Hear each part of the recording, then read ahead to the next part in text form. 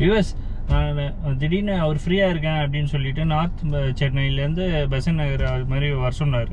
நான் அந்த ரூட்டில் அப்படியே போயிட்டு இருந்தேன். காலங்காத்தாலேயே சாப்பிடவே இல்லையே அப்படின்ட்டு போயிட்டு அங்கே போனேன். திடீர்னு அவர் வந்து அப்படியே ஸ்ட்ரைட்டாக போயினே இருங்க, லெஃப்ட் எடுங்க அப்படின்றாரு.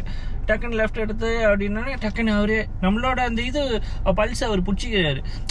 சாப்பிட்டு வந்திருக்க மாட்டான் அப்படின்ட்டு பிரேக்ஃபாஸ்ட்டு நல்லா வாங்கி கொடுத்து நம்மள எல்லா விதமாகவும் ஒரு ஸ்டூடெண்ட் எப்படி பார்த்துக்கணுன்றது அவர்கிட்ட, அதுதான் நான் அவர்கிட்ட ரொம்ப பிடிச்சது. நம்மளுக்கு ஃபுட்டு டேலண்ட்டுக்கு எப்படி டிரைவ் பண்ணுறதுக்கு அதுவும் இது பண்ணிடுவார். அப்புறம் அவரோட ப்ரோக்ராமை நம்மளால் டிஃபைனே பண்ண முடியாது. நம்ம ஏதோ சிட்டிக்குள்ளே தான் இன்றைக்கி ஓட்ட போகிறோம்னு நினைப்போம், திடீர்னு வேலூரில் இருப்போம், வேலூர் ஹைவேல.